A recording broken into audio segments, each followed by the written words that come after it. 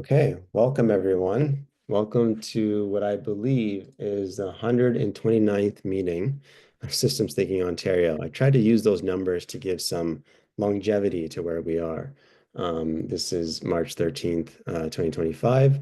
And this session is called What Can Systems Thinkers Learn from Emergency Management? And we have our dear guests, Carly and Donna, who will be introduced in a few minutes. But in typical systems thinking fashion, we usually start out just as a small group, doing intros and check-ins. And so you can let us, when I'll call you out on the grid, you can just go off mute, let us know where you're dialing in from and what brought you here tonight. So I'll start with Donald. Donald, I'll ask you to go off mute and then you can. Mute. There we go. Right. Well, I've been coming for quite a while too to these groups, though not with the regularity I would like.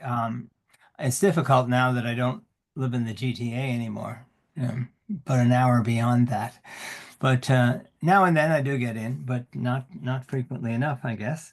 But I do like the ones online, and there are enough of them to keep me interested.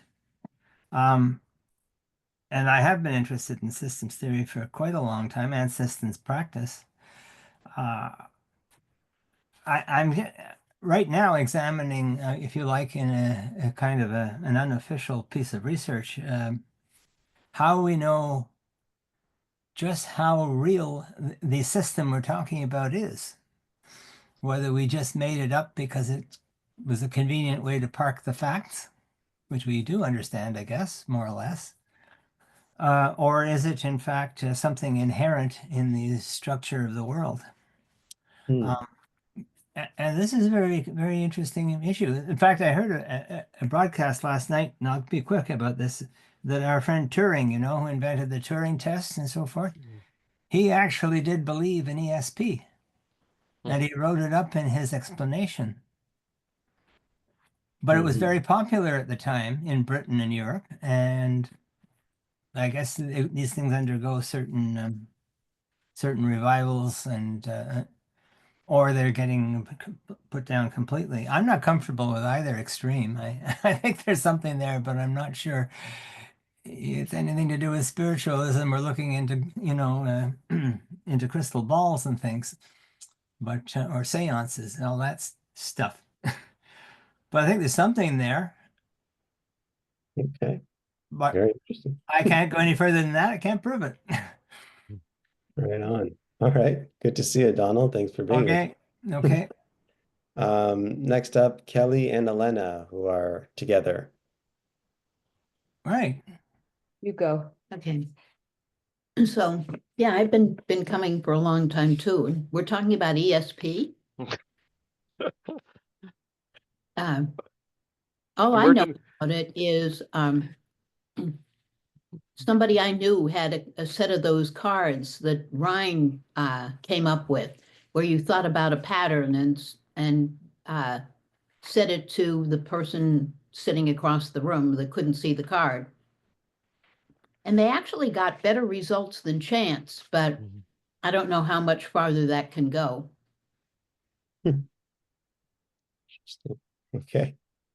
I don't know if that's a topic du jour, but I used to work for a company called ESP.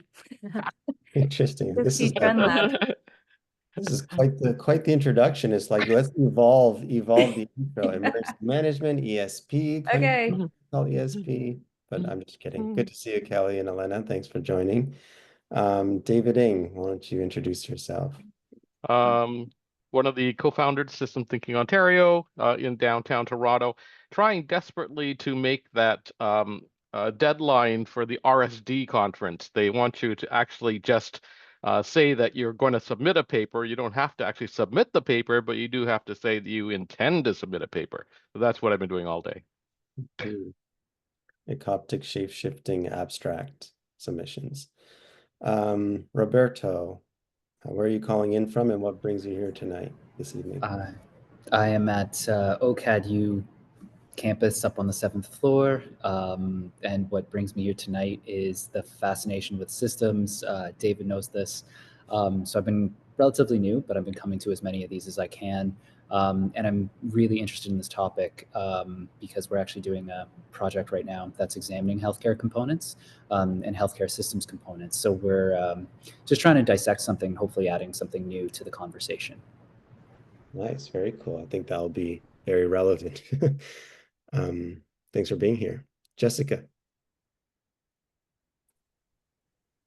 Hi, everyone. I'm Jessica. I'm calling from Northampton, Massachusetts, at one of the print room and the Conway School of Design. So for a master program, I'm here for a 10-month master program on ecological design, and so sort of land-based approach and stuff. So yeah, so the program's scheduled around like practical real life project. So like 3 different ones, 3 different terms. So right now we're in the winter term and we're doing more planning level, big, larger scale planning kind of designed approaches. So yeah, I've been really interested in systems thinking for a really while, a long time, and I like used to attend, always being late oftentimes, so it's nice to be able to still keep in tap on and on what's going on when I'm not in the city. So and I'm actually personally really interested in emergency response as well, emergency management, sort of, and so overall resilience of communities. So in general. So thanks. Right on. Yeah, thank you. Anna?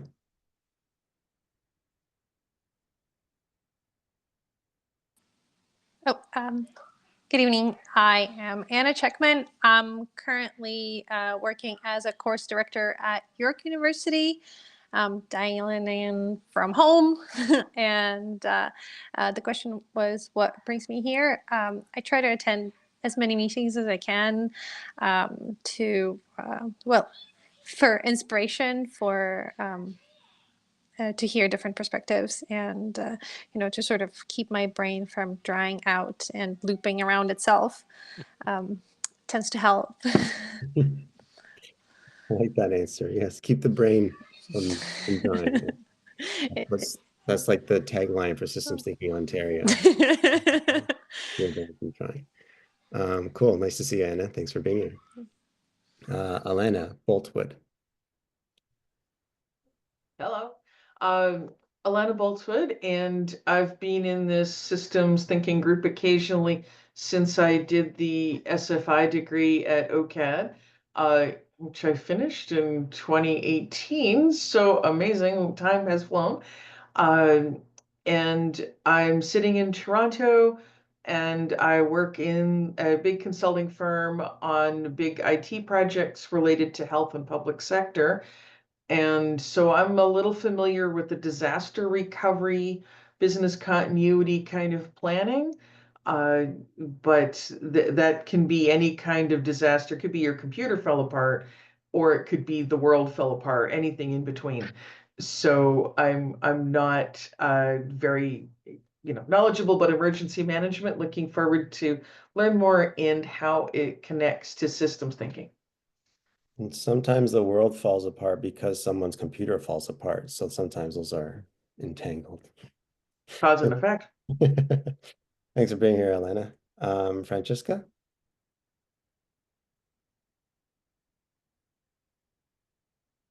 The woes of technology.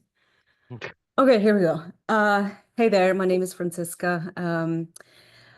I've been coming to these sessions on and off since about 2015, maybe, but there was a big gap in between.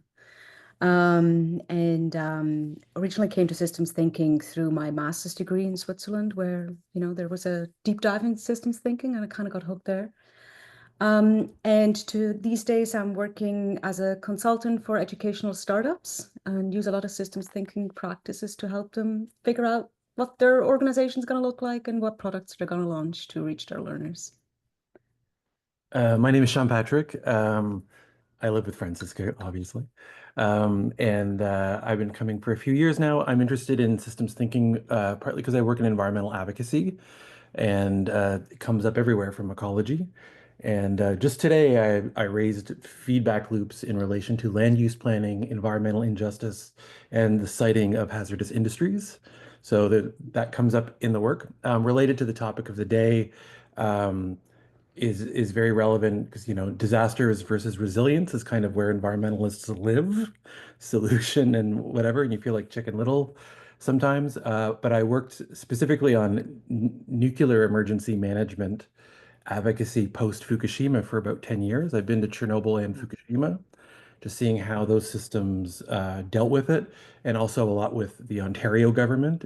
We have 20 reactors in the province, and one very close to Toronto. So speaking of resilience, and a lot of that was kind of the intersection of like politics and institutions versus the theory of emergency management. So don't get me started. So I'll just say there I have a big interest in it and background. Bye. Awesome. Thank you both for being here, and looking forward to the insights as well. Last, or not last but not least, but Kathy next. If you're there, you might be joining and hanging out, which is cool. Might just have it on in the background, which is totally fine. Okay, so and then I'll let our two co-discussants, so I'll let our two co-discussants introduce themselves. So why don't we go Carly and then we'll go Donna. Yeah, thank you. So I'm very much looking forward to being here. I have worked in the field of emergency management for a lot longer than I've been aware of systems thinking. So for me, it's a little bit the reverse of many of you. Emergency management has been my career. I have worked in many of Canada's big disasters, from the Fort McMurray wildfires, the flooding in southern Alberta in 2013, COVID response, and I took the OCAD SFI program from 2020 to 2022, looking for new ways to think about the problems facing emergency management, because it's a field that's very stuck on a treadmill. In some ways, it feels like it's a never-ending treadmill of disasters and crises. So that was my interest in systems thinking. And I currently work for Public Safety Canada on funding programs that pay for big disasters in the country. Thank you so much for being here. And our other co-discussant, Donna. Good evening, everyone. Very nice to meet you all. My name is Donna Dupont, and like Carly, I discovered systems thinking much later in my career. I started off in healthcare. My first emergency was the SARS crisis. So I was in the middle of that, working in the SARS ward. And that was my first experience of what an emergency looks like in a health system, with a lot of uncertainty. And then later on, I joined the emergency management branch of the Ministry of Health in Ontario. And I did a lot of planning with respect to helping the health system prepare and respond to a variety of emergencies that had health system consequences. So this was mobilizing a lot of health resources during emergencies such as flooding, wildfires, evacuation of communities. I also held a lot of projects and portfolios in the area of chemical, biological, radiological, and nuclear type of emergencies. So there was a big technical element to my work. And I worked both in times of peace where there wasn't an emergency, and we did a lot of after action, collection of information, lessons learned, trying to update our plans and be more prepared moving forward, to also during times of an emergency, moving into an operations center and playing a role, whether it's a liaison role or actually part of the planning section, helping to anticipate and to know how we're going to respond and on behalf of the health system. So that was a real unique space to be in terms of an operations center, because you are working at a systems level. We were at the provincial level across a lot of health organizations, coordinating, sharing intelligence. And when I joined SFI, I was very interested in foresight because I wanted to anticipate in longer terms. But once I started the program and I took systems thinking course with Dr. Peter Jones, I was hooked because I thought, oh my goodness, this is emergency management. We think and operate in systems, but we don't have necessarily the technical language to maybe, we weren't trained in the technical language of systems thinking and systems theory. So I was immediately hooked, and I've been practicing systems and foresight integration ever since. Wow, right on. Thank you both for being here.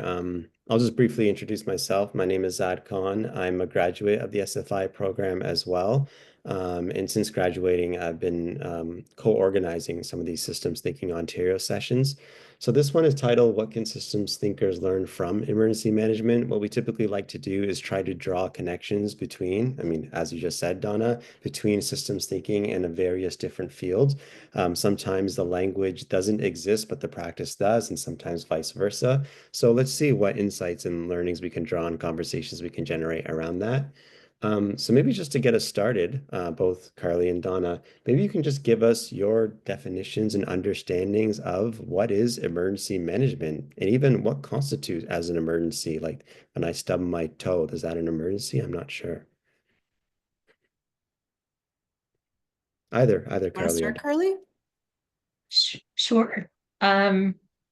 So emergency management is generally considered to be a field that spans like the spectrum from preventing, so work to prevent emergencies from happening, mitigation, which is trying to reduce the impact of different types of emergencies if you can't prevent them altogether, preparedness, which a lot of what Donna talked about, where you're getting ready for an inevitable emergency, the response period, which is when that emergency is happening, and then recovery after the fact. So the field itself is very, very much meant to encompass all of those things.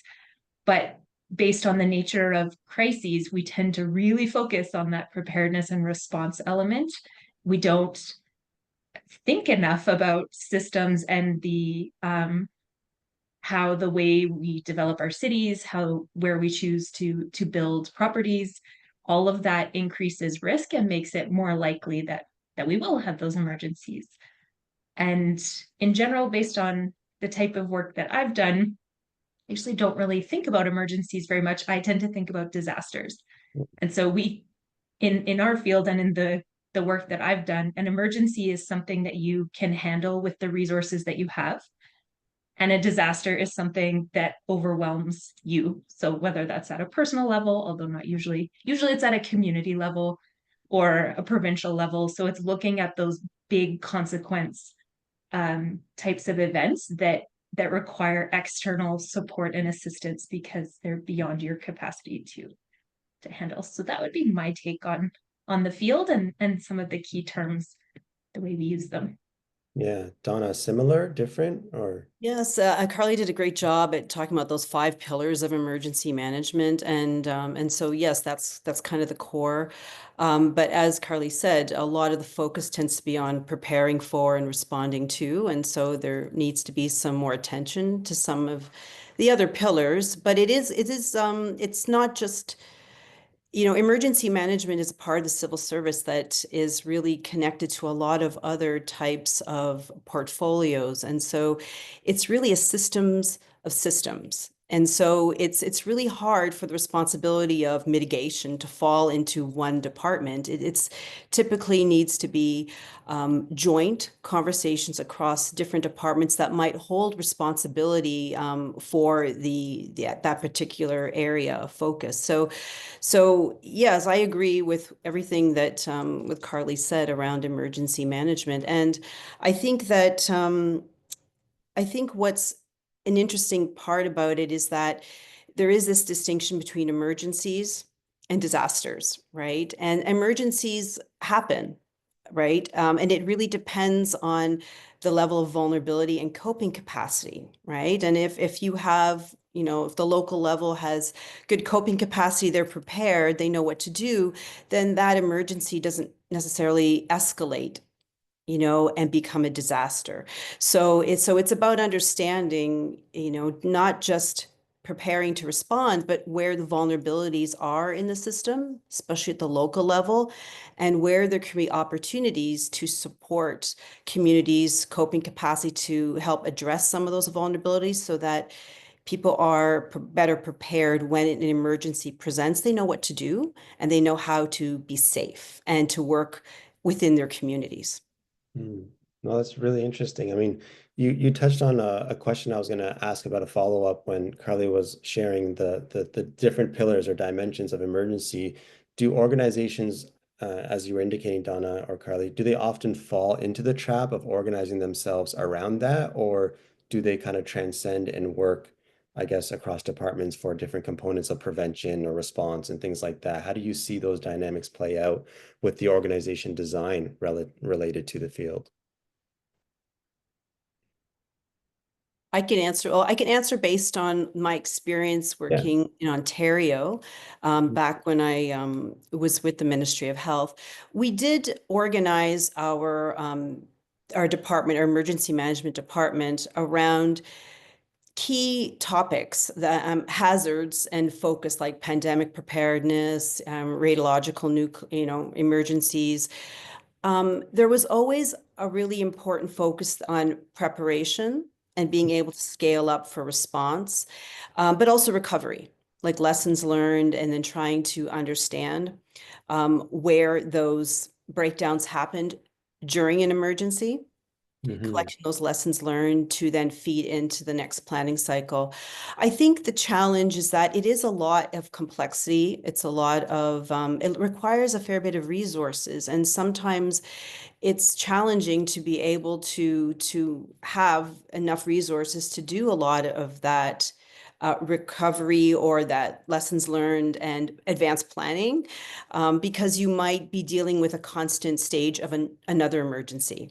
And it can use up all of your resources and really deplete your staff. So it tends to it's challenging because I think a lot of departments want to embrace those 5 pillars, but the demands when there's an emergency is you have to put things aside and you have to prioritize the emergency in front of you because people's lives are on the line, right? And you want to make sure people are safe. So that's the big challenge for a lot of emergency management organizations, is that they have limited capacity and they have to be very strategic how they're allocating that based on the demands and what's happening in their environment. Carly, working in the disaster side of it, is that the dynamics that you see as well? A lot of attention gets placed on that, and yes, absolutely. And so most of my career, I worked for municipal governments, and that's where you really see the response. And now even working at the federal level, you really see the responsibility for those 5 pillars of emergency management distributed throughout the entire organization. So in some ways that's good because as Donna said, emergency managers tend to get stuck in response a lot, and they are constantly dealing with that immediate urgent crisis. And it's a little bit harder for them to have the capacity to look at some of the elements of planning for mitigation or prevention. But when that responsibility is so distributed, it's also nobody's accountable for it. And so where you have, again, at the municipal level, you have an urban planning department. We know that how we make land use planning decisions directly contributes to the vulnerability that Donna was talking about. But urban planners, their priority is housing and walkable communities and developing waterfronts, because that's where they get the highest property tax for the municipalities. So they have all these other priorities. And when you look at all of the different groups that have some responsibility or like legislated authority over these areas, reducing risk is not any of their priorities. So it's a system where not very much is aligned between the different departments, and you see that hugely distributed responsibility and complete lack of accountability for anyone on the decisions that were made that increased risk or that made it more likely that you would have a disaster.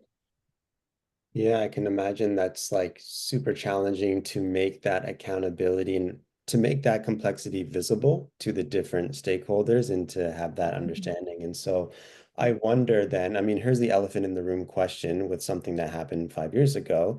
What does the field look like, or what has changed since COVID? Was in both of your experiences, have you seen more investment resources, a more alert kind of posture towards it, or is it still, are you both observing still some failures and some gaps and some shortcomings? You know, I mean, I think we're all curious, like what did COVID do to emergency management as a field? I'm going to have a very pessimistic view. So if you have an optimistic one, Donna, maybe you should start. Well, this is a good question because during COVID, I was not working in the government. I was working independently as a foresight and design strategist. In fact, I was with the Canadian Forces College, teaching foresight and design and helping senior officers integrate that with some of the work that they were doing. So looking at COVID, this was very eye-opening because I came from health emergency management, so pandemic preparedness, I wasn't leading that, but my colleagues in our department led that. So I was involved in a lot of the different activities and scenarios and discussions and what is plausible and what are some things we should consider. And I think a lot of the things that transpired that we saw during COVID in terms of the cascading consequences of a prolonged lockdown, that was something that we never fully, at least when I was working in emergency management, we never fully got into a lot of those deep conversations because they just were deemed to be not realistic. Never going to happen. We're never going to shut down travel. People are not going to be locked down for months or years on end. It's not going to collapse the economy. We're not going to have everybody, like a lot of the things that happened, it was like new territory for emergency managers in terms of what was happening. And many had said, and when I had spoken to them, that they had these discussions before, but these what if, and then to have to see it play out in real time was quite eye-opening, but also still very challenging because, especially the social dimensions of that we don't necessarily know exactly how to address that and to help with those the mental health, the psychological impacts of prolonged emergencies and what that does to a society. I think there's so much room for more conversation around that and more work to be done. And again, that doesn't fall to any one emergency management department. That's like a systems and a lot of collaboration across a lot of different professional departments to assist with that. So that was kind of what I saw. And I know there's other, internal, observations, but I wasn't internally, so I can't really speak to those. Gotcha. Okay. Carly, we're on the edge of our seats with the critical. So I was working for the City of Vancouver when COVID hit in the emergency management department. So we activated our emergency operations center. And it was a very different type of response that I think basically pushed on all of the vulnerabilities of our emergency response system. So it was so big, it was so all-encompassing, was one of the challenges. One of the ways that emergency managers solve problems, especially in response, is we just get everybody in the same room together. It's like the magic sauce of emergency management is just get everyone to sit down together, describe the problem, and then come up with solutions. But in COVID, it was really challenging to get everybody in the same room together. And there was a lot of risk associated with that. So reluctance. So it challenged some of the ways we normally do our work. And the other thing that I found particularly interesting is it shifted our concept of who a responder was. So we're used to relying on the typical first responders of firefighters, police, EMS to be sort of those boots on the ground in an emergency. And because I've also worked on a lot of flooding, the people who do like your public works department, your roads staff are heroes if you have a flood. But this completely shifted our concept of who those frontline staff were. And it was in Vancouver anyways, requiring us to pull people into the emergency operations center that had never been there before. So they didn't have any of the training that we typically offer because all of our planning was designed around an earthquake in Vancouver. Of like, that's the big risk is earthquake. So all of the emergency planning that we did was very structural. And it was this idea of like building collapse, and we need engineers, and we need like to be able to do building permits, and we need places to put people who are out of their homes. Not what do we do when people are stuck in their homes and they can't go anywhere. So that those were all aspects of, I think, COVID that really challenged emergency management, particularly the response side. But the lasting consequences that I've seen, so one of them, just looking at my colleagues, and I was a victim of this too, I got burnt out. I was completely burnt out at the end of the first wave of the pandemic. So right as like vaccinations were rolling out, that's when I left the city of Vancouver and went back to school. I needed a break. I couldn't keep doing it anymore. I was looking at wave after wave of pandemic in my future. I was like, no, I can't anymore. And I know a lot of people who were in that position as well. So I came back to the field, although in a different role, but I know a lot of people who never did. And so the COVID pandemic, I think, took our emergency management capacity and like has depleted it almost to its bare bones. You've got the people who stuck around are exhausted, and they've got less and less capacity. The ones who had to deal with a wildfire and COVID, like these are compounding issues and they're just exhausted. So that's on the professional side. I think the longest lasting consequence, more system level, is social trust.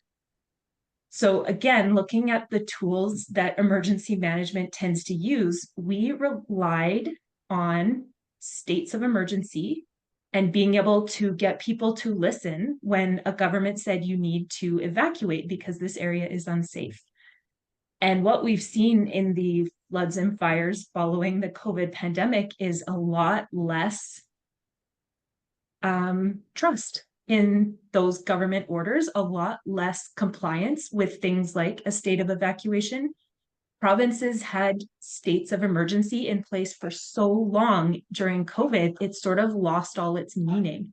So that has very much eroded the tools that the profession relies very heavily on to respond to disasters in the way that we're used to, that we've done for many, many years. I guess those will be two lasting consequences from my perspective.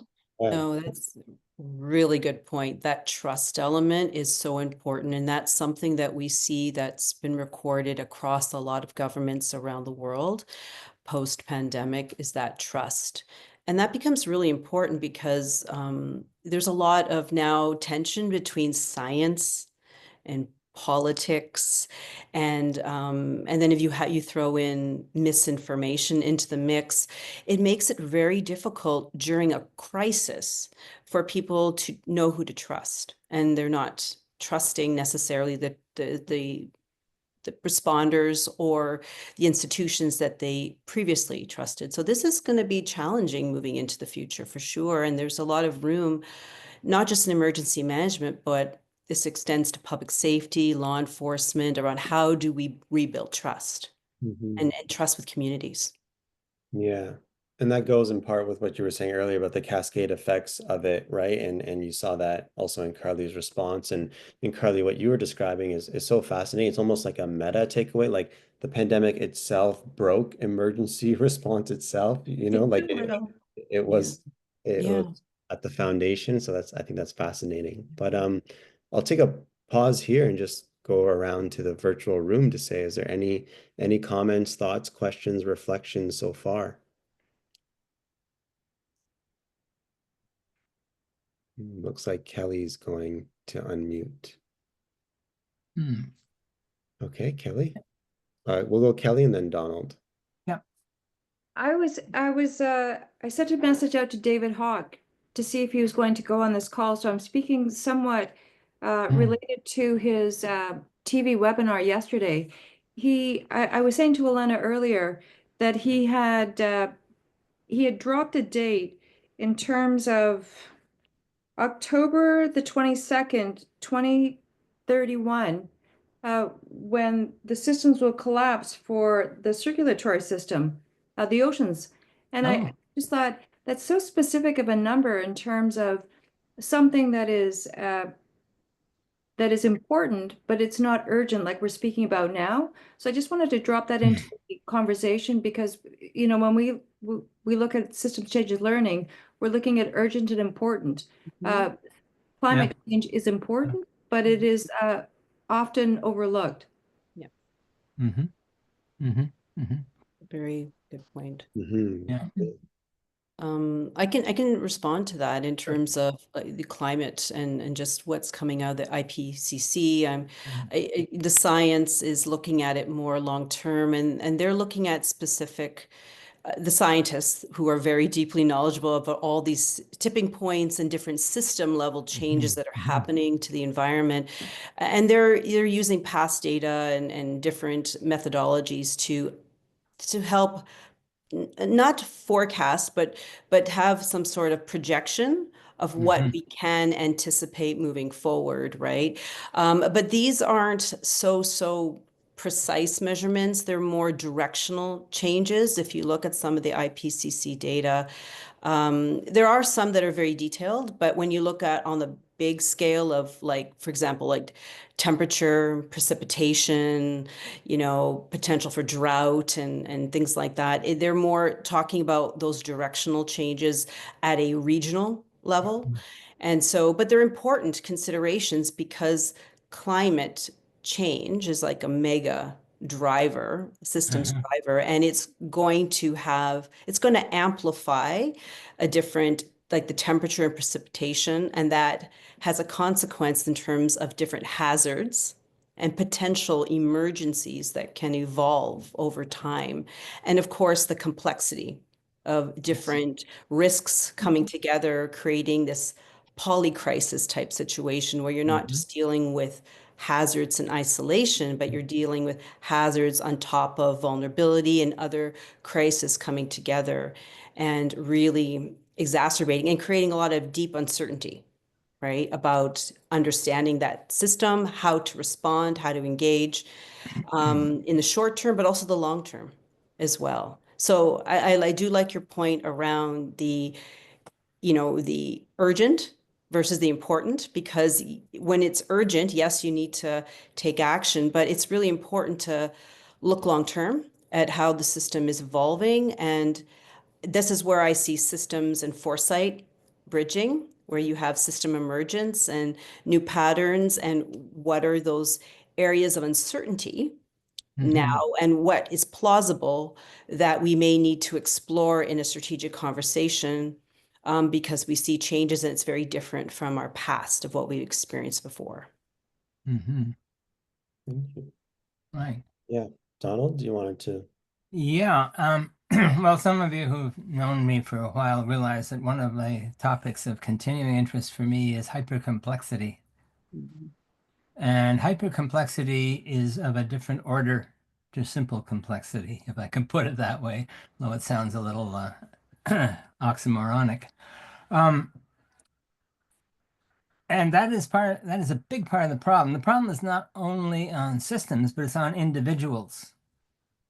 And the lack of trust, which was referred to earlier, is a singular part of that. People would like to believe in something that works.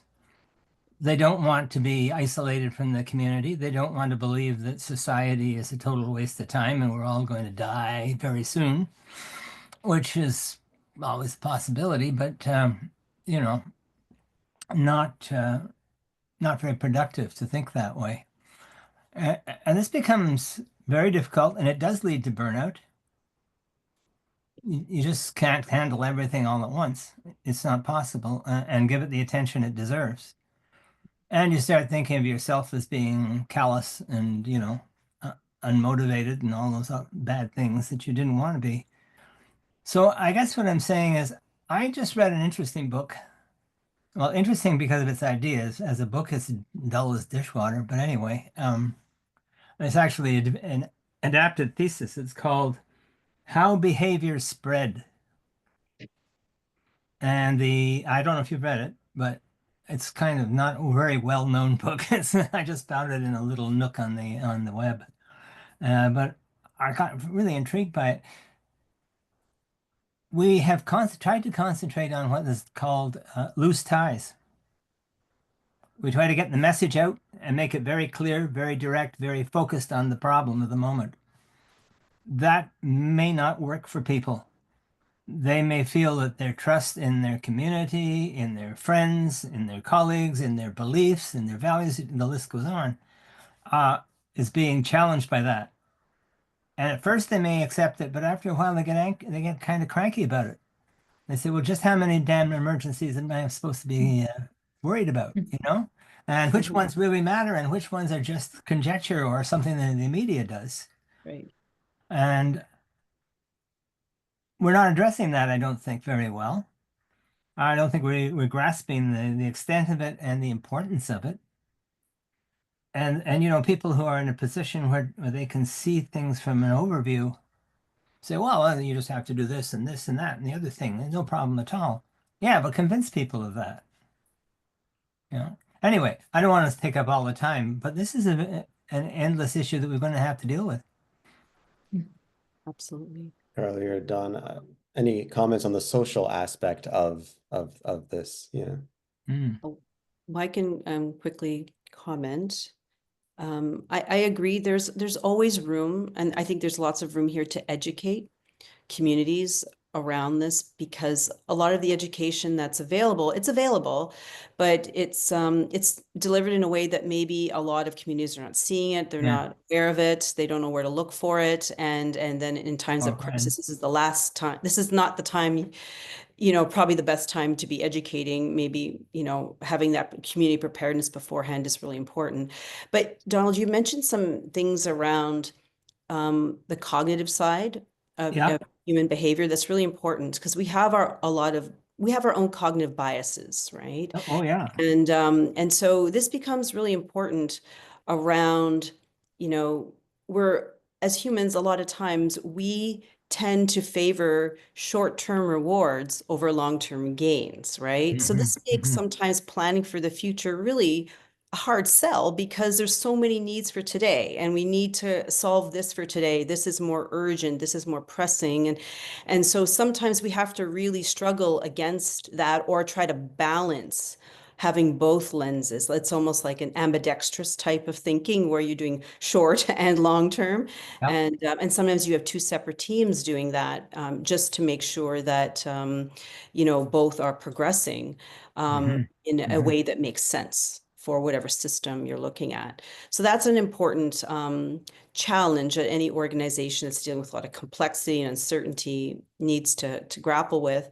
But also just the idea of working with complex and uncertain systems is exhausting. It's cognitively exhausting and draining. And I think sometimes people tend to resist it. They want the simple, they want the quick, they want the easy, they want to know what's worked before and where the evidence is. And sometimes you're dealing with situations that are unique, that maybe we have some experience of something similar, but it's unique and different. And so it requires a bit of adaptation, modifications, and so that's taxing. But again, this is another cognitive bias that we need to work on and be aware of as we're working with complex systems. And I think that's a challenge with not just emergency management, but I think any traditional organization that does a lot of forecasting and risk modeling, they really want to know the level of evidence attached to something or degree of certainty. They have a different relationship with uncertainty. So a lot of traditional organizations really try to reduce uncertainty. But when you're dealing with complex systems that are evolving, that are chaotic and uncertain, you have elevated uncertainty. So you need skills in how to work with systems of deep uncertainty. And that's a new way of thinking, and it's a new skill set that you need to integrate into some traditional models of investigation, which I know that there are some working on that, but it's not easy. It's though that type of change is not easy. It takes sometimes overcoming a lot of your own beliefs, your own worldviews, and it's really expanding a different perspective of the system. Yeah. We have a bunch of hands up, so I'm okay. So Before we do that, I just want to make one comment on the topic of how behavior spreads and the like real life consequences that we're looking at in terms of emergency management. And we saw this very clearly during the COVID pandemic, that compliance with the first lockdown was pretty high. And every subsequent lockdown, the compliance and like with the social distancing rules and the all of those things went down and down and down. And to the point the author where of this book, by the way, just to let you know this, he says one of the issues that we don't pay attention to is not simply that we have a job to persuade people of the emergency or the crisis or whatever it is that we need to have attended to, but we neglect the fact that these people have access to contradictory views, and they want to consider those because what do they know? Right. Yeah. And so you saw that behavior and it was almost reinforced. So somebody asked about causal loops, but that behavior was reinforced when people didn't listen to the rules and nothing happened to them. So it was like, well, I didn't get sick and like the world didn't end. So, and what we're seeing now again, I work on much more traditional hazards like floods and fires. Within wildfire evacuation, so in British Columbia in particular, they're seeing people who just will not obey evacuation orders. And with the types of wildfire seasons they've had over the past few years, evacuations aren't a couple of days. They're like weeks and weeks and sometimes months. And people are just not willing to be out of their homes that long. And there's this movement to like how that behavior spreads to just stay and defend your own property. And they're creating groups, which is actually kind of amazing. But the way that those emergent behaviors are being perceived by government is that like these are people who are being difficult. They're putting themselves and the firefighters at risk.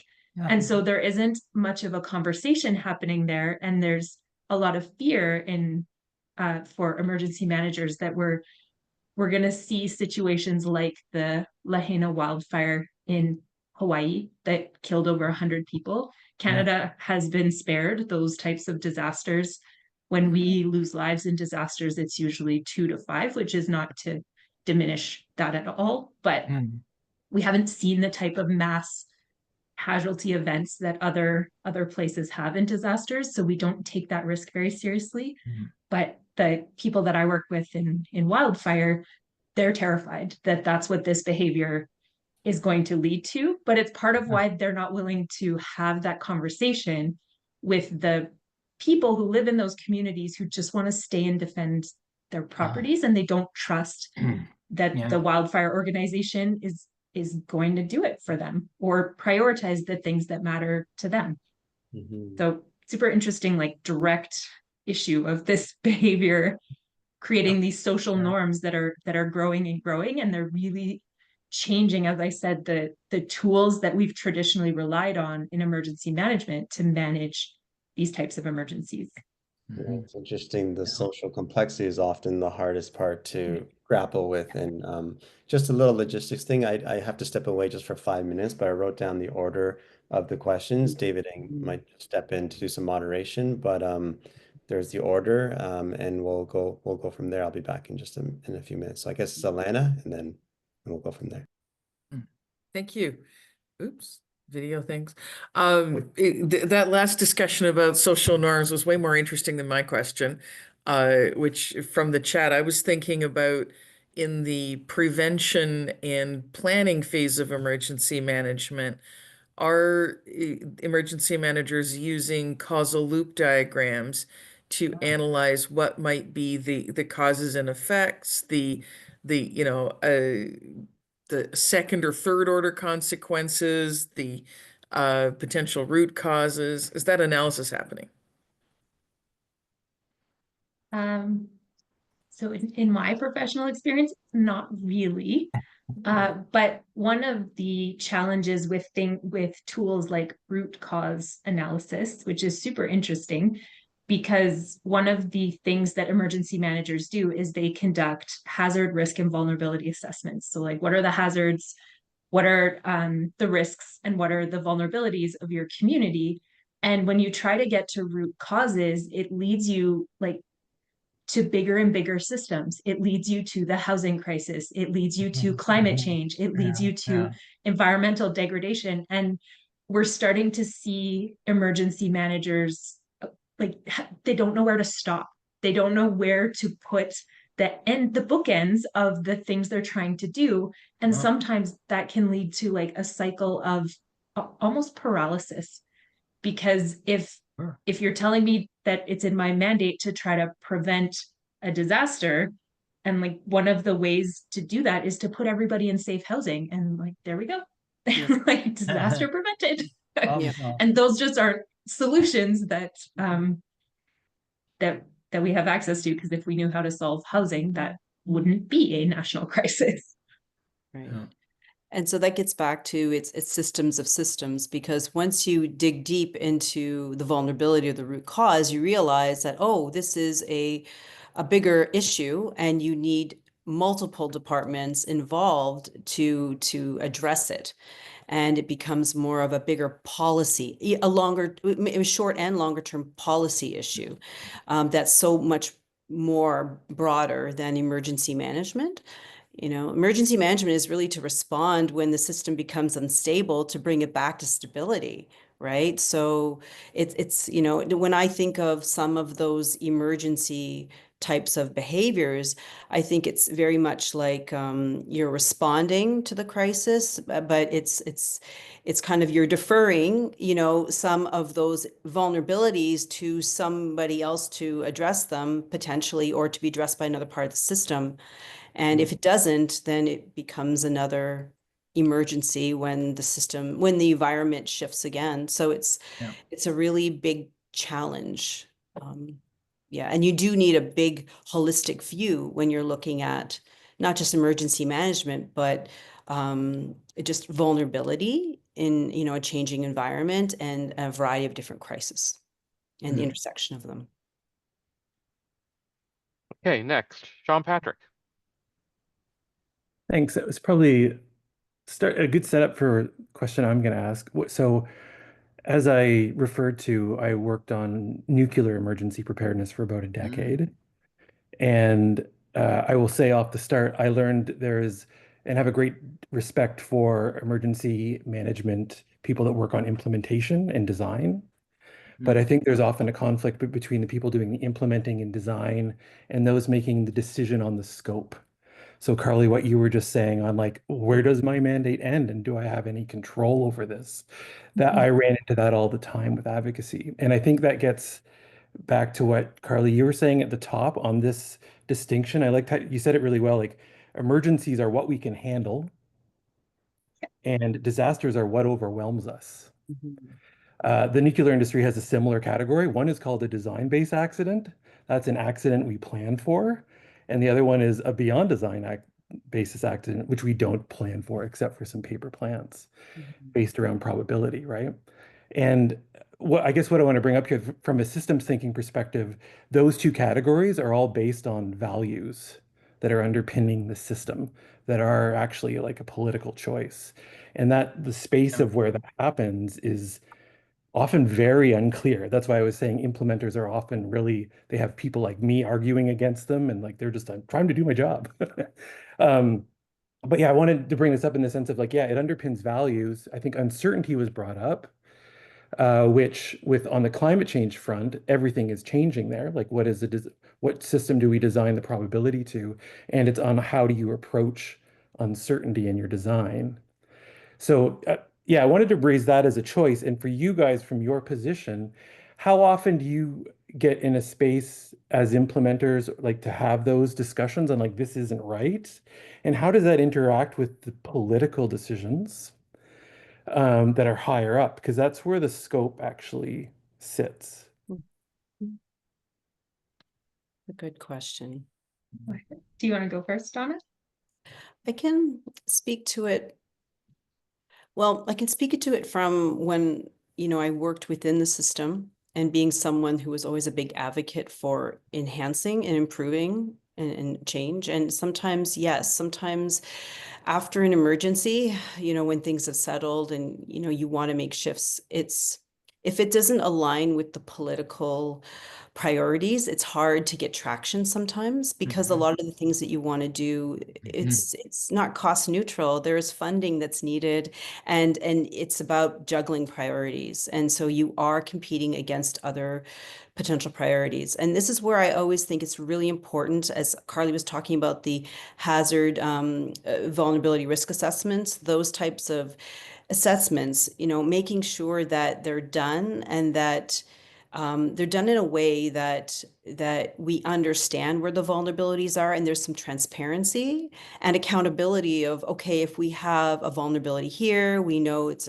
in changing environment, we should be taking action, or it should be flagged for an area that needs attention to look at where we can mitigate risks or, perhaps prioritize. So I know there's work being done, and trying to evolve those systems. I don't know where it sits right now, but I think that is something moving forward that will be really important because there are a lot of competing priorities, and you need to be able to select which ones you're going to draw your attention. So it's a constant challenge. And if you don't have that visibility of where the vulnerabilities are in the system, then sometimes the political priorities can trump, no intended, but it can take, a precedent over, or just kind of lead where the decision making is. So it's really important to have that data and to be able to look at it and have a space where you can set an agenda of where priorities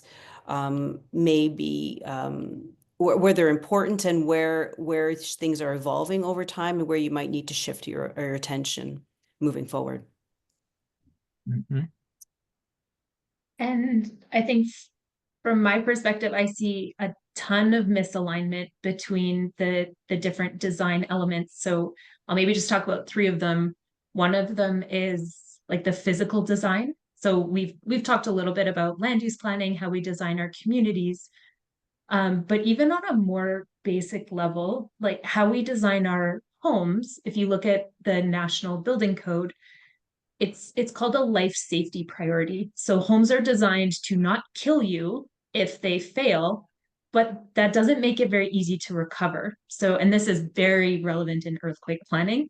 You can design buildings to a recoverability standard where they can shake and they might get damaged, but they'll be brought back a lot quicker. It's more expensive, but not nearly as expensive as what happens if the building collapses and you have to build it back. But they tend to be built to a standard, so they shouldn't kill you if they shake.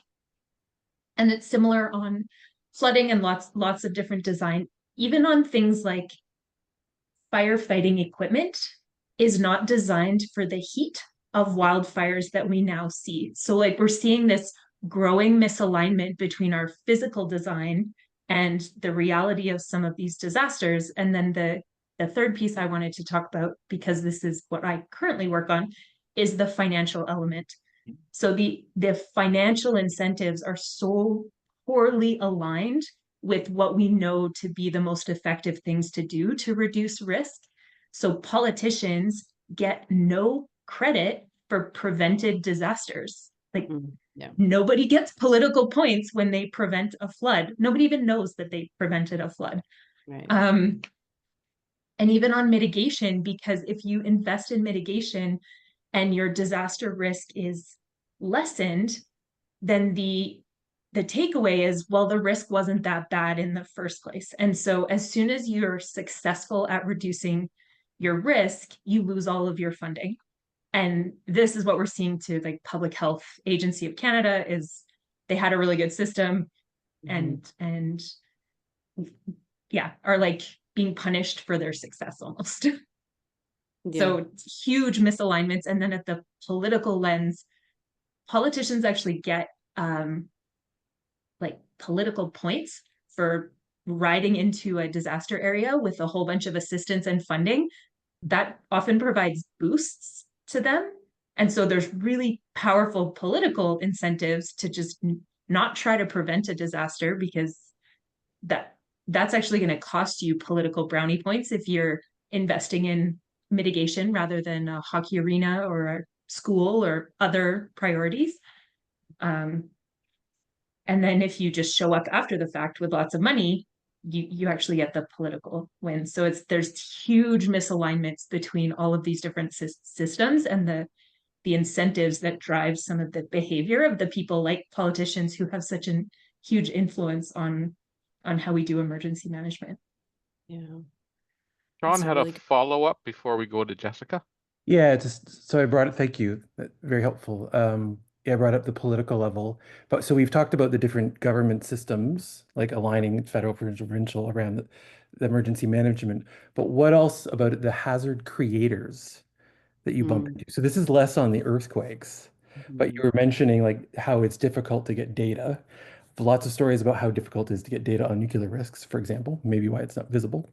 But do you have any comments that you could make on a recorded call about the interactions and influences of, the hazard creators, whether they be chemical, nuclear, or whatever, and the influence on emergency planning? Because part of it is, again, speaking as an enviro, they need these events to be unimaginable for their social license in their own system of business, right? Their business model. That's what they need to do business.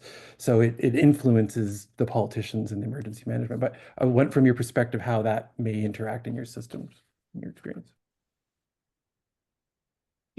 I definitely see that as a part of the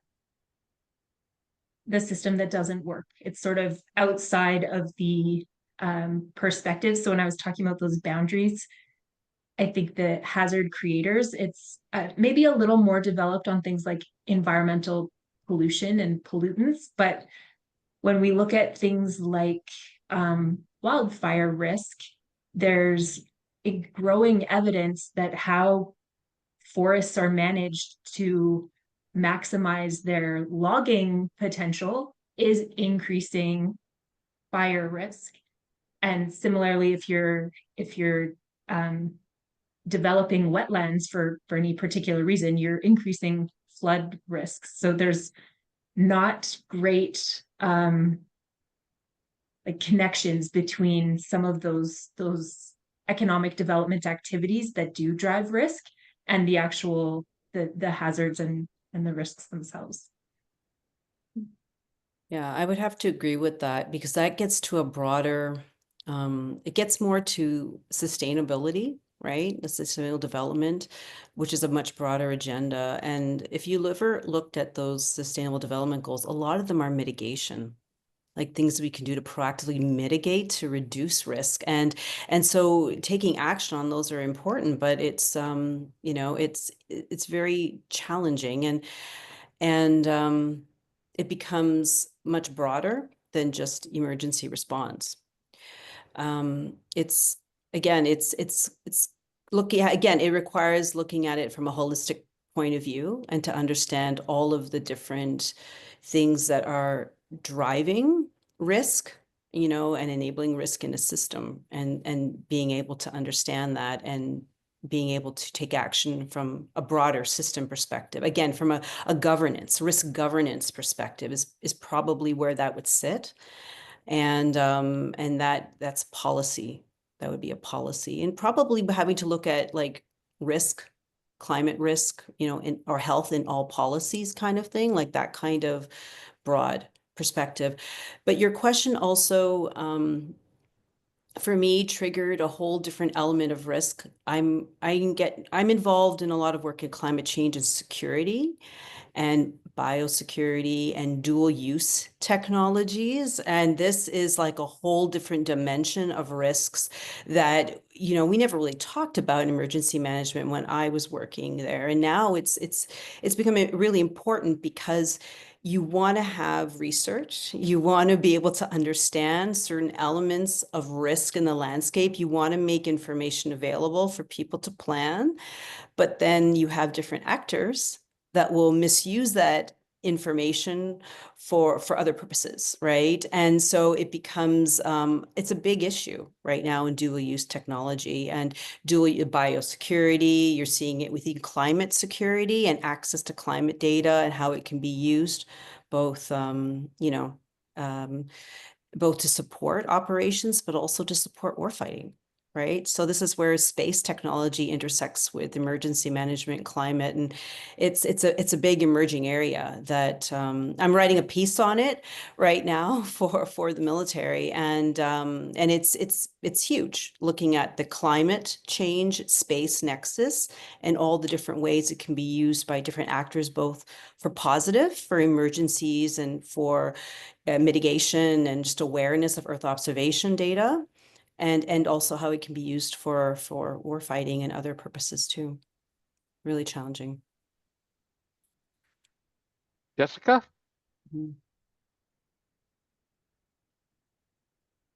Thank you. I think you sort of touched on my questions a little bit already. So my original questions is, since 2020, since the beginning of COVID, if you've seen any movement and shifts and changes towards how, emergency disaster are managed since then, or, sort of more so on the municipalities level. But it sounds like it hasn't been much change, but, if you could elaborate on that, that'd be great.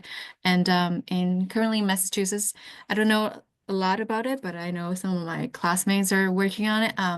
So there's something called Municipal Vulnerability Preparedness Program, or planning, where their planning department needs to, well, not necessarily just their planning department, but the municipality would need to provide, and then that sort of linking to their potential in getting grants and fundings from the states, sort of as to incentivize the towns and cities to think and think about planning from that perspective. Just wondering if there's something like that in Canada.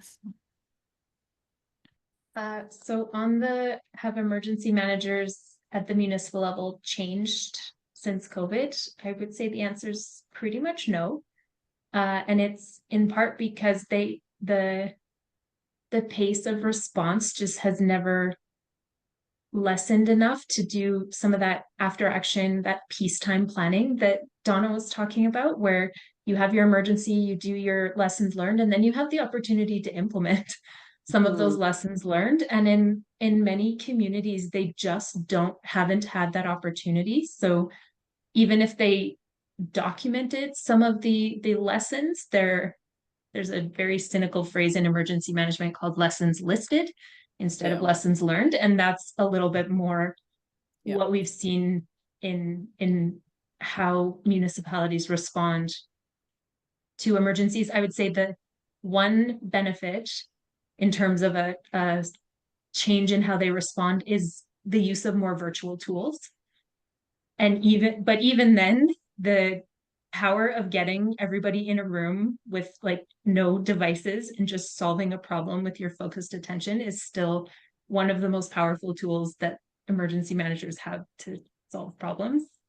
And then on your funding question, the answer there is also no. So Canada has very, very few funding programs that work for emergency preparedness or helping communities get ready for disasters or plan for disasters. And when we do have them, they tend to be like ad hoc programs.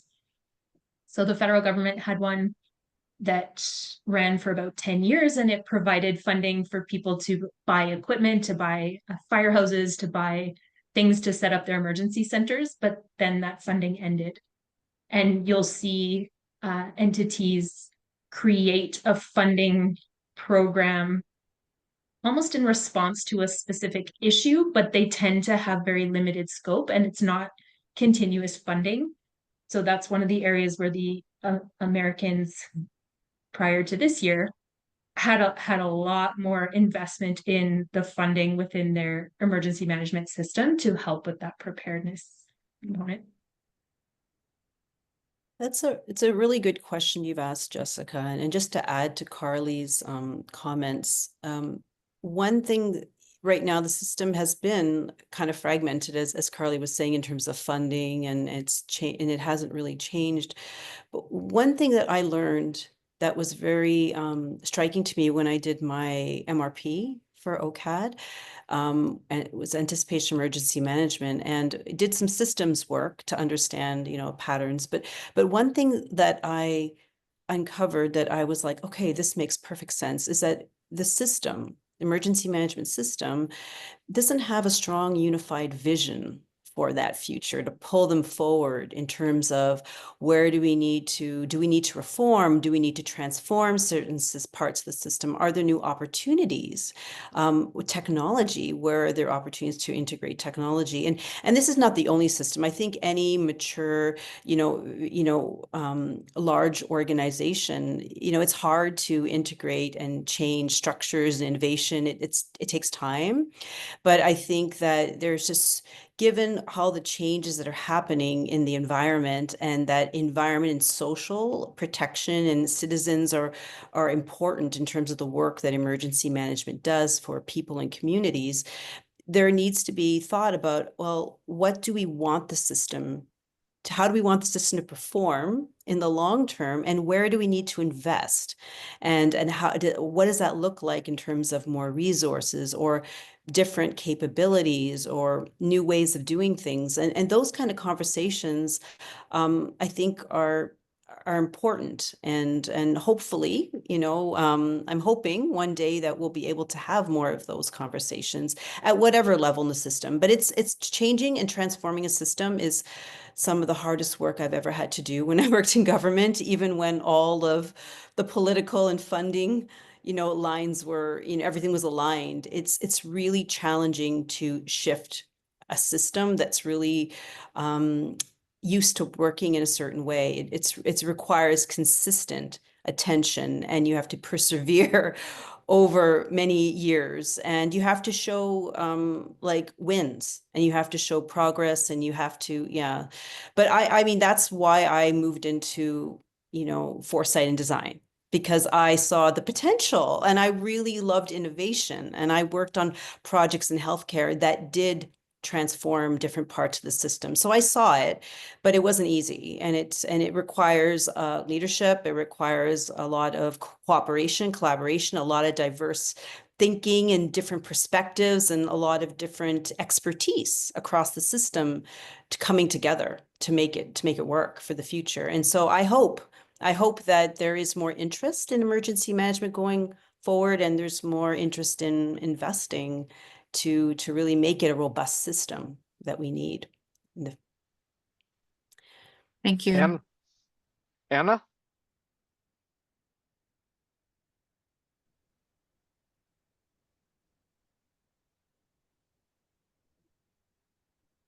Oh, we lost Anna. Oh, there she comes.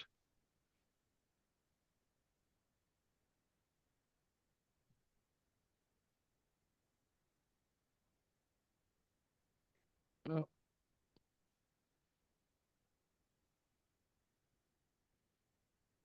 Nope, not sure what happened. Let's move to Roberto and see if we can get back to Anna after. Sure. My question might be a quick one. I know that both of you have touched on this, but I was wondering if both of you could delve a little bit deeper into plausibility. Like, how do you communicate plausibility to a potentially policy-resistant audience? Because I find that such a pivotal place. You know, both of you have talked about trust and erosion of that, but how do you both deal with those human factors when it comes to transforming people's ideas of what is plausible? Great question. Totally is. Do you want to I'll start? maybe start because I'll be quicker, and I think you've probably got more to say on this. It's something that emergency managers are deeply challenged by, and because you start to lose the people you're planning with if they can't see the plausibility of what you're planning for. And so when I was doing a lot of emergency planning exercises, I would always try to find an example of where something had happened before in the world, even if it hadn't happened to that community, to try to build that plausibility element. And with the ways different types of hazards are shifting, that's not an approach that's serving us very well anymore. But the tools that that traditional emergency management has to deal with that, they really don't exist from my perspective. But Donna works in much more interesting space where she's got much more interesting tools to plan. Well, you know, I really wanted to do plausibility work in emergency management, but as Carly was saying, there wasn't as many opportunities. So working independently for the past 6 years, I've collaborated with a lot of security organizations who are very keen on systems and foresight and building their knowledge and working on doing robust strategy. So I did some global work. Well, I mean, we have the NATO Climate Change and Security Center of Excellence in Montreal here. And so I've done some different types of foresight activities with that group around how to create plausible scenarios. And we did it with a bunch of experts, 30 experts in climate change and security, all different dimensions of it. And we really worked, this is one thing that again, bring systems and foresight together, because sometimes they're like separated, but to me, they're an extension. So we worked a lot with understanding some of the patterns that were happening in the system today, and then looking at some of what are those key emerging issues or weak signals of change, and then mapping out some of those cascading consequences, and then creating a frame and outline of a plausible scenario that then we can stress test. Not that we're saying that these are predictions, but that these are a series of plausible scenarios based on cascading consequences of complex systems. So we've done like some pre-work around a lot of different drivers of change, right? And interviews. But when you start to map out a series of scenarios and you enter into a strategic conversation about how do we become resilient in that world? We've never experienced this world before. We're not saying that this is the future, but we're stress testing ourselves. And we're saying, if this were to happen and we put our organization or unit, whatever, the organization or the structure it is that you want to test, if they're in the middle of that world, how are they going to function? What's going to work that they normally do, and what's not going to work anymore, and what new skills may they need to develop in order to be resilient in that world? And when you start to get into these conversations, strategic conversations around deep uncertainty, then you can really capture a lot of ideas about things they need to confront, and maybe things that will give them, that they can leverage, that will give them an advantage in this environment. And if you start to do that across a number of scenarios, you could start to develop robust strategy. And this is what I've been doing with various security organizations. But I think, I'm hoping that it's still new. Not all organizations are practicing foresight in this way, but I think this is where systems and foresight and plausible scenarios for strategy can be very helpful. And so it's not replacing the risk assessments or the forecasting, because those provide a lot of value, but they're more short-term horizon. But it allows us to go into the uncertainty and start to play with those what-if scenarios and build our confidence about, if these things were to happen, we may need to shift course. And maybe we need to look at these signposts in the system or these signals of change, because it might mean we're heading in a direction where we might need to take proactive action. So that's the kind of thinking that that I've and the examples of how I've used plausible, and it's been very well received. But it has to be structured in a way, and you have to take people on a journey, and you have to show them how you got there, right? You can't just be making it up, because then you lose credibility. So it's a responsible side of foresight, where you're really going from the system, and then you're understanding the evolution of the system, and you're taking some what if steps and having those conversations. Thank you very much. Okay. Elena. Hi, I wanted to shift it a bit to the individual level. Humans evolved to have the capacity for an adrenaline rush that allowed them to escape from a predator, for instance. But that rush is usually seconds, maybe minutes. How does one educate people to know how to manage that so that they manage to be, alert rather than alarmed? And I think this applies to both the people who are engaged in helping in an emergency situation, but also in terms of the individuals and how they might prepare. So, do they know how to pack a go bag? Do they know how to turn off the electricity and the gas and the water in their house? All these things that you can, kind of prepare in advance, the way the EMT people would prepare of, okay, what do you do when? And they practice it. So I'm basically wondering what possibilities there are to manipulate the channel capacity of individuals so that they're better able to cope, and maybe, don't either freak out or burn out.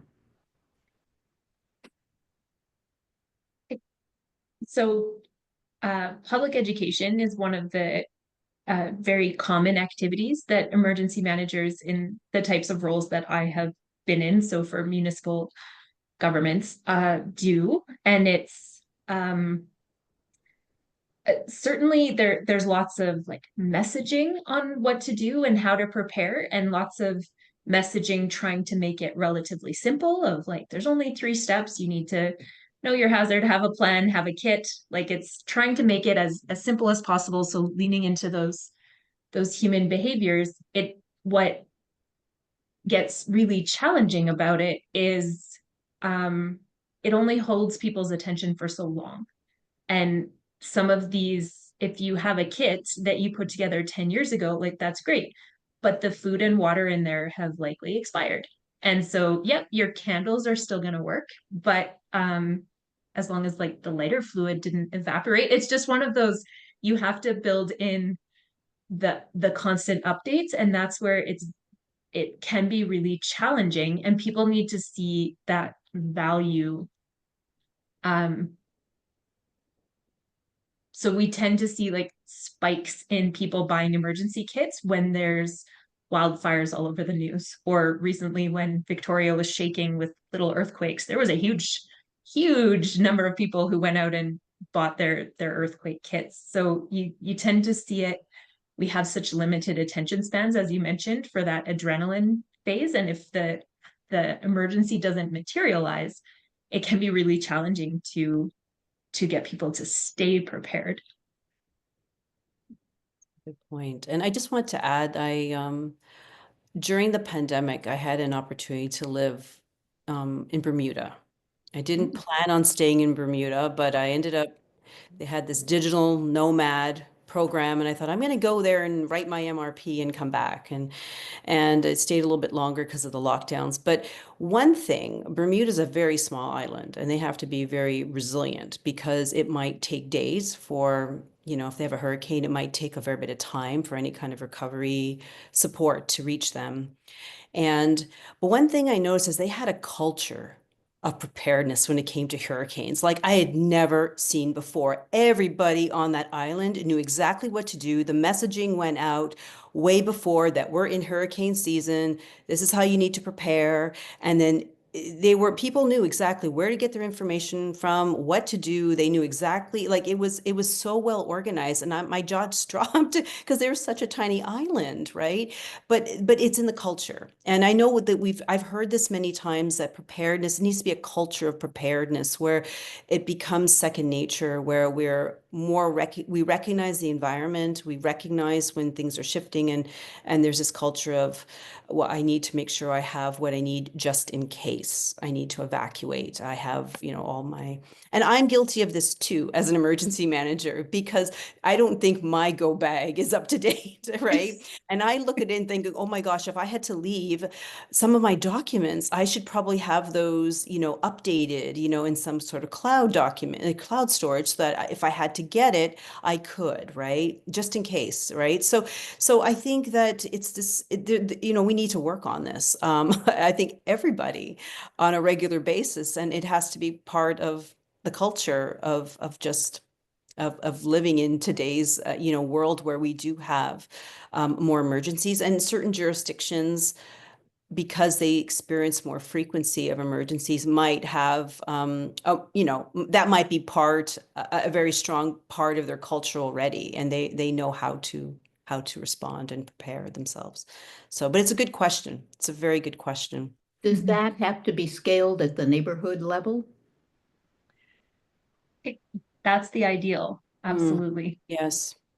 And Yes. as Donna said, there are places in Canada that do this really well. I think in particular in the north, where communities, they are very, very aware of their single lifeline, whether that's a road or an ice road or an airplane. And you have that much stronger culture of preparedness, because there's just that huge awareness of where their vulnerabilities are. And then you look at cities where people don't even know their neighbors anymore, and it's hard to build that culture of preparedness at an individual or even a community level. We're definitely more resilient. I read a quote once that's like, people can't be resilient as an individual. Like, resilience requires community. And so ideally we do this at some of the neighborhood level, but there are places in Canada where it's increasingly challenging, like those big cities where nobody knows each other. And there's places that do it really well. Yeah. Thank you. Anna?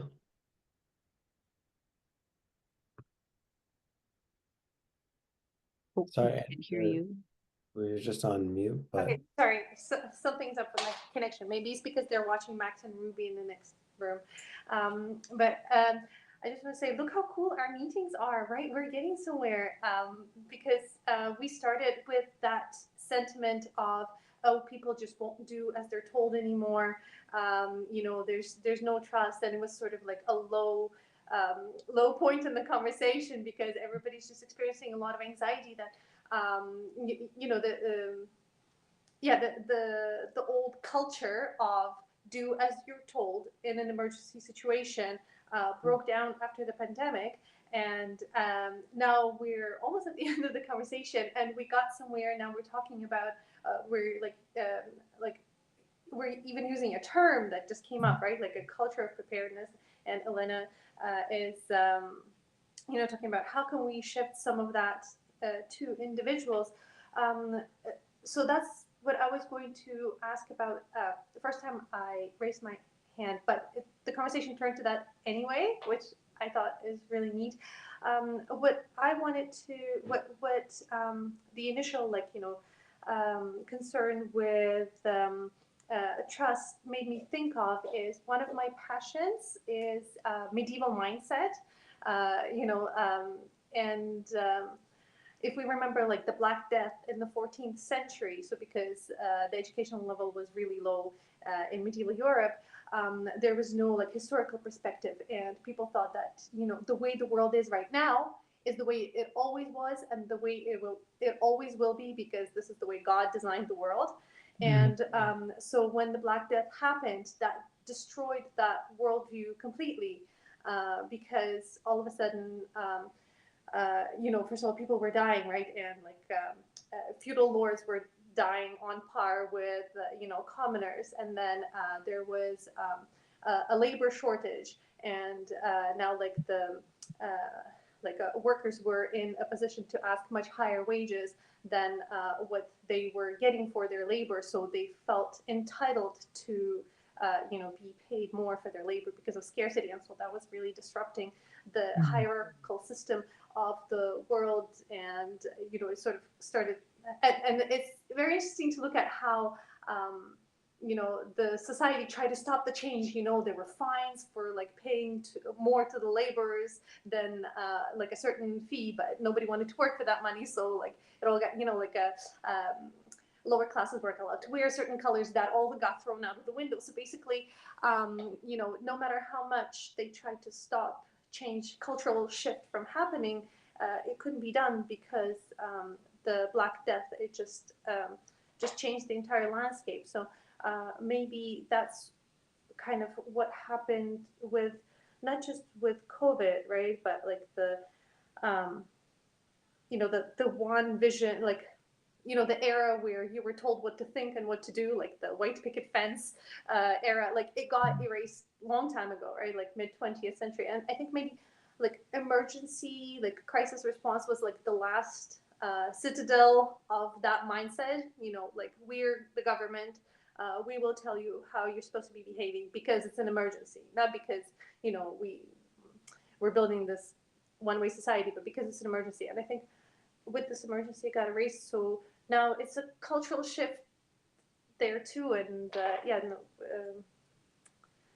that's sort of the perspective that I found, and maybe we all found it in the end together.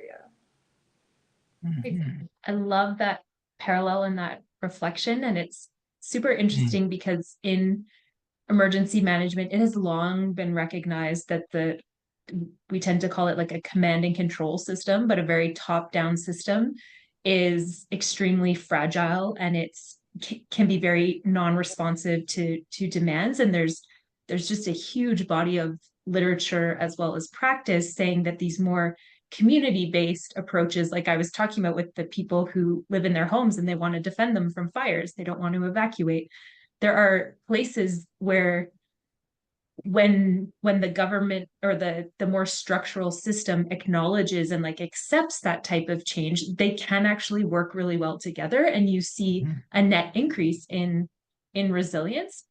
But I think we're not quite there yet in many places. So we're still at the system's fighting back stage of trying to stop this change. They'll never go back, right? There are definitely ways where it would make us much more resilient, because the way we're headed down is very, it's very fragile, almost, that system. Just to add to that command and control culture, it's we saw how that was.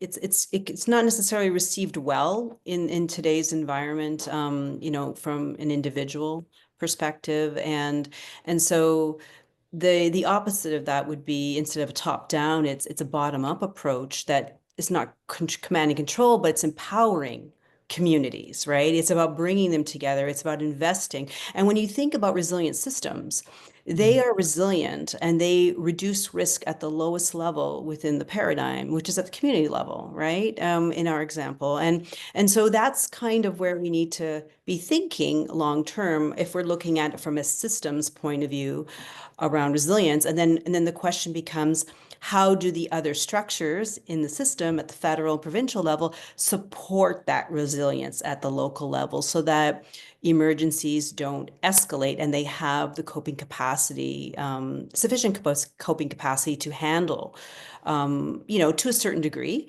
whatever transpires. And if they need more support, then the other systems, are there to bolster and support. So I think it's a different way of, it's a different culture of emergency management, and it's not the command and control. It's different, and I think we'll see in the future what the future emergency managers will look like, and how they will be working with communities in the future. It might look very different.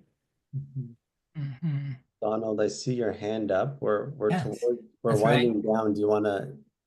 I'll be quick. I'm just going to make a couple of observations. it's complicated and it's complex. And sometimes command and control is the only way to go. If someone yells fire correctly in a crowded theater, then they'd better get out, right? Yeah. And other circumstances like that. If they tell you that the hurricane is going to be here in 12 hours, then there's something you should do. And it isn't probably sitting in your living room and waiting for it to pass. On the other hand, complex situations, the issues of trust that we discussed, right? That is a big deal. But individualism and people wanting to be their own master and do their own thing kind of thing, that can be problematic too, especially if they just don't have the right or enough information, right? So it's a widespread issue, but I think it begins with listening to people. And I think a lot of people, like, I'm sorry, experts, they're so fond of their devices and their tools and their stats and their graphs and everything that people out there just go, I'm just going to do what feels right. And sometimes that's right, and sometimes it's very wrong. Yeah, there has to be an appreciation. There has to be more listening. Yeah, that's a really, really good point, is both ways. There needs to be listening, right? Absolutely. To understand the perspectives of how people are, what their experiences are, in emergencies, right? And I do like your frame around command and control. It's based on the context, right? And what's happening, because sometimes that's appropriate and sometimes we don't need to go that route. So yeah, it's all context dependent. A lot of this it's not, it's very complex, as you were saying. And I think that's the challenge, is that of that complexity, is for people to understand that sometimes a response could look different from emergency to emergency, because there's a reason that actions are different, because of the context and the circumstances requires a slightly different approach. And that sometimes can be hard for people to understand if it's not communicated clearly. And I think people these days, they want to know why. They're not, just saying, this is what you need to do without explaining it is probably not sufficient anymore. People, if you don't tell them, I know when I worked in public health in the Ministry of Health, we always had this saying that if you don't tell them exactly the why of something, and this was more the health system, they're going to make it up. They're going to come up with their own reason. And so, and that might be more problematic. So sometimes you need to, be really clear. And this was more on the planning side of a health program. But it does apply to a variety of different people when you're sharing information, or you're directing, or you're issuing orders. There needs to be trust, and there needs to be education. You need to be educating people as to why, and building that trust, because so that they can feel like, okay, I understand, and this is why we have to do it. And it's not just the individual, but a lot of times we're looking at it from protection at a societal level, and so, and that's sometimes also very difficult for people to understand, because they look at individual, and how it's affecting them personally versus protecting across a society. And so we get measles outbreaks. Yes. Carly, did you have anything to add, or? Nope, just that it was really good point. And I completely agree on the context. I also think we're never going to get away from command and control, but finding ways where the bottom up and top down approaches can work together, I think is that ideal space. And we're probably going to end up there kicking and screaming because the system's changing beneath our feet. So I guess as we're winding down, maybe I'll just put a final question to you both. And I hope I don't shift it too much from where the dialogue was. We talked a lot about emergency management and preparedness. And going back to the systems topic, what are some of both of your either like wishes for systems thinking, whether it's the methods or the tools or the application? What do you hope, or what are you working on? It could be a working on, or it could be a hope, either way, of what you would like to see systems thinking be able to better do for where the field of emergency management and disaster response and things like that are. like maybe you can leave us with some parting words about where you hope that direction is going. Yeah, absolutely. So I realized I didn't do a great job answering your question of what can systems thinkers learn from emergency management. We kind of did it in the reverse. But one of the things that I do think systems thinkers can learn from emergency management, and you've heard me talk about it a few times, is that superpower of emergency management of bringing everybody together around a common issue. And one of the things that we're seeing in the field that I work in is emergency managers are being asked to take on more and more and different types of emergencies. And it's because this ability to bring everybody together, to have these processes to plan for, to identify what the problems are, it's a relatively simple recipe for problem solving, but it can be extremely effective at those more immediate problems. And I think that's something that systems thinking could learn from emergency management is looking at who all you can bring to your understanding of what the problem or the system that you're looking at is, and having a way to define it where everybody can see their role in helping to design that system or map that system or solve some of the problems that you're trying to solve. So to me, that would be the one maybe thing that emergency management can learn from systems thinking. There is so much that emergency management can learn. And I think from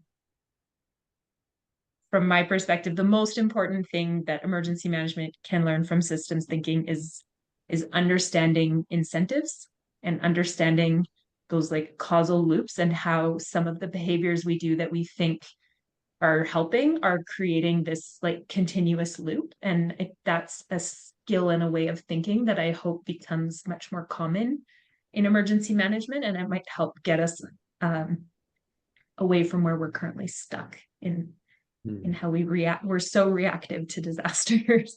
Mm-hmm. Yeah, thank you for sharing. Donna, how about you?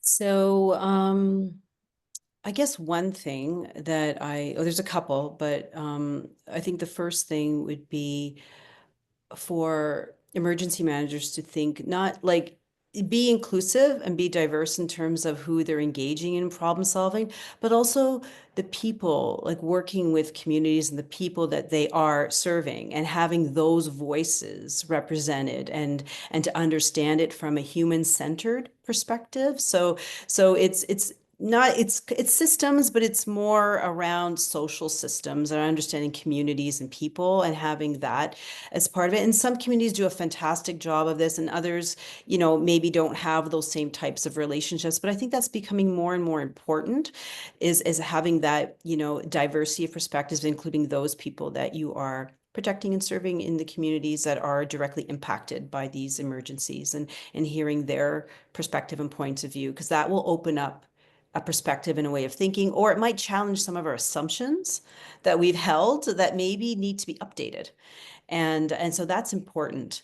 The second part that I think is really important is, and this doesn't just apply to emergency management, this would be probably all agencies that work with any kind of system intelligence, that are very more in the traditional, forecasting, prediction, deterministic kind of lens, is I'm working on a piece on climate change and security that's looking at climate change and conflict and how they determined risks in those contexts, and what was in the intelligence space, what were their challenges of recognizing system patterns, interpreting the patterns, and taking action on the patterns. And it is not to be critical, but it's to understand kind of where we can bring in systems and anticipatory thinking into traditional intelligence type of assessments. And so that's kind of where I'm hoping that there'll be more conversation in the future around that integration. Wonderful. Yeah, thank you both for sharing. I think throughout this whole discussion, we started with, emergency management as a field and what quickly we really quickly peeled the onion open and found that the social system dynamics are at the essence here, you know, the constant grappling of those, whether it's behavioral, psychological, or otherwise, individual and community. So that through line, you know, makes sense for the era that we're now in, and kind of Anna's metaphor, you know, beyond the era shift about the importance of social systems. So I really appreciate that commonality that was discussed.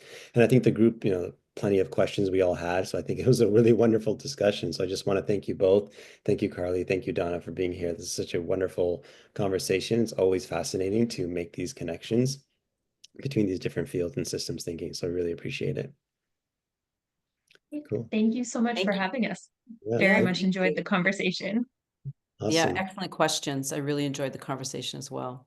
So the next one is going to be Thursday, April 10th. And you know, we'll keep the groups posted on the topic and the format. Sometimes we go in person, sometimes we go virtual. So we'll keep everyone posted. But until then, have a wonderful evening and take care, everyone. Be prepared. Thank you. Thank you. Thank you so much.